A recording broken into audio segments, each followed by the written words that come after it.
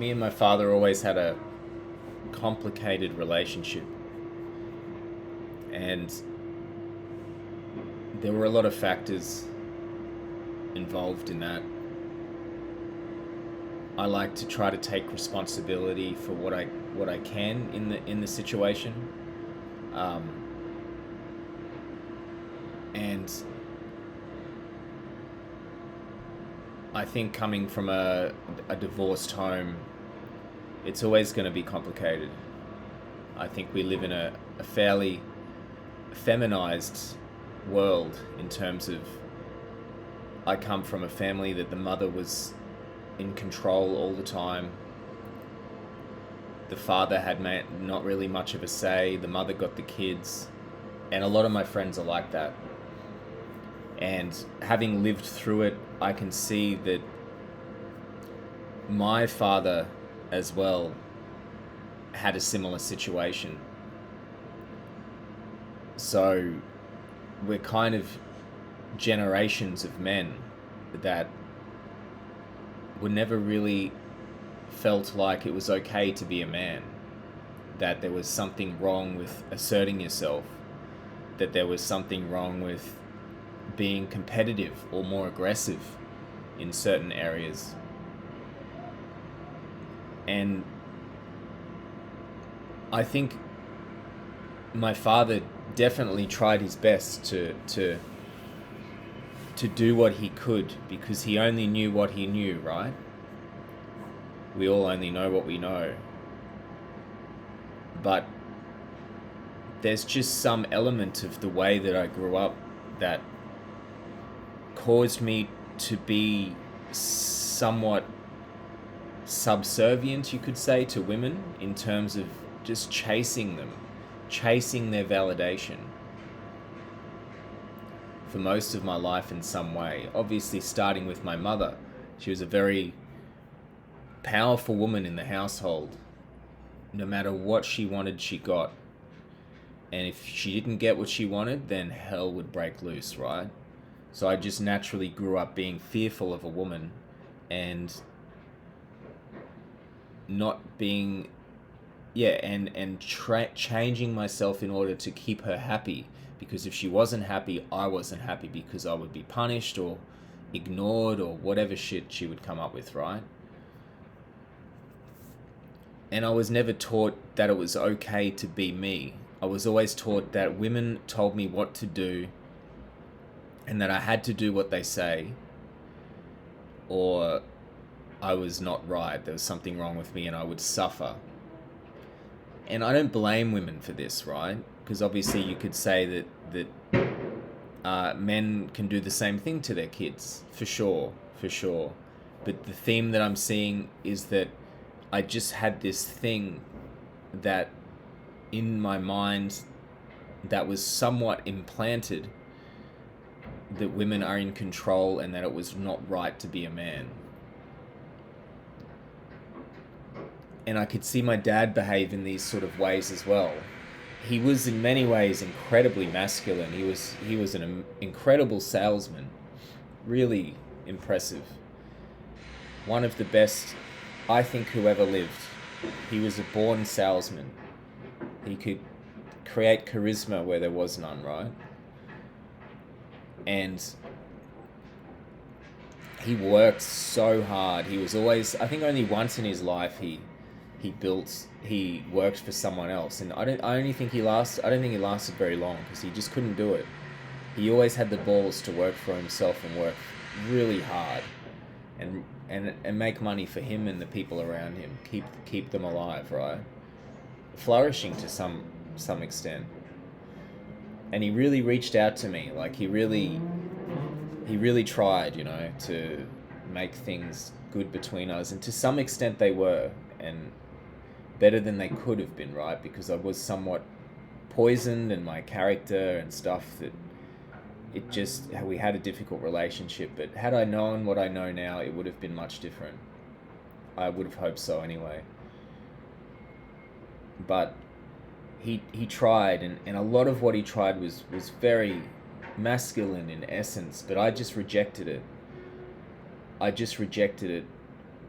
I rejected him and I rejected myself because I was so influenced by the feminine that I had to placate myself, that I had to not express myself, that I had to make sure that women were happy and that my needs were not important, that theirs were. Which was the messages that I got, and many of my friends are like this, and many people I've met, boys that grew up when I did in the 80s and 90s. And to a large extent, my dad was as well. You could see the way he was with my mother and his other partners that he got in the future, and the way he was with women and stuff. And, you know. So yeah, I didn't really have a hope in this regard until I started getting older and I started to have purpose. And I started to see, and I grieved a lot of the stuff from when I was a kid, and I went through a lot of things. And eventually I started to not really want women's validation as much. It just sort of went away while I grieved a lot of the stuff that was holding me back. And then I started to find more of a purpose in my life that was beyond the people around me, right? Beyond the managers, beyond the friends, beyond the women, beyond chasing girls, beyond sex. Beyond all that stuff, I started to find purpose for me, a purpose that was for me, but not even that. It's purpose that's beyond me. I'm working for the divine, right? And nothing else comes before that. And because of that, everything is turned down. And then that's something that my father taught me, was that he made sure he never left anything unfinished. And he had the balls to do what he wanted to do. He had businesses. He came up with ideas. He was creative, and he was fearless in many ways, as the businesses he made and the ideas that he had and how he made money and stuff. And it really was incredible, and I didn't see it while he was alive, which is very sad. And one of the things that made me want to make this video is that something happened to me recently that I hope that he would be proud of. I succeeded in a very small way in a business that I made. It's very small in the scheme of things, but I just felt the first thing I thought of was him. And I wished he was here to see it, and I hoped that he would have been proud of me. And I just took some time alone to think about him and just wished that he was, right? And it just made me think about this video, and it made me think about how complicated and difficult the relationships between boys and their fathers can be, and how common this is. And how the way we were raised and the way our fathers were raised was such a big factor in all of this. And I think a lot of men go through this with their fathers. Our fathers try their best with us, but we have so much freedom now that we can choose, we can reject, we can say no. But centuries ago, right, there was no choice. You did what your father said, or you would die, or you would, you just wouldn't survive, because all you've got is your family around you. But now it's different. We have everyone has more money and more opportunities, so the relationships naturally fail more. But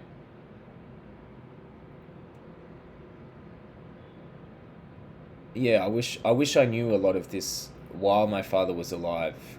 And I know relationships between boys and their fathers can be so complicated.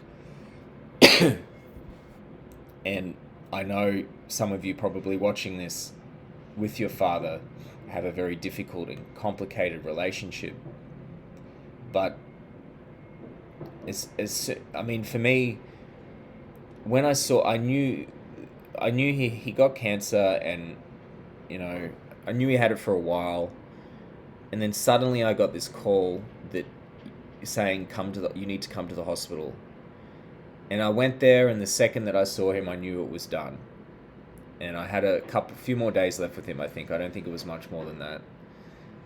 But what was interesting was the second that I saw him on the deathbed, as soon as I saw him, in the state that he was in, I suddenly saw through everything that I thought he was. I saw through all of my own shit. I let go of all of the layers of bullshit that I had placed between us, and I saw him for the person that he was. And all he was this entity of love. And that's it. He just was love. He loved me. He gave love to the world.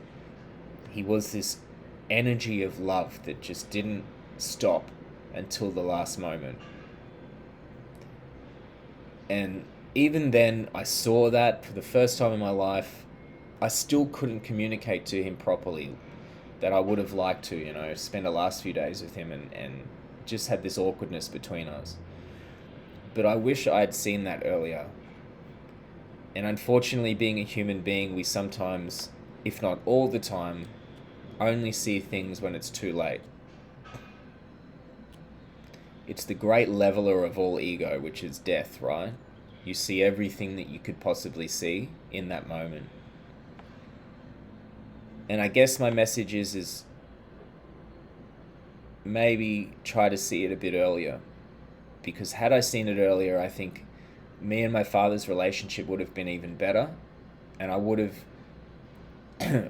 been able to have conversations with him that I couldn't. I would have seen things that I wouldn't have. We would have healed a lot of stuff that I don't think was healed. And it could have been a lot richer, and I could have absorbed more of who he was, where in death, I believe that happens anyway. To some degree, we whoever it is passes away, but they're reabsorbed, right? So he's here with me. But yeah, I guess that's really all I wanted to say. So, thanks, guys.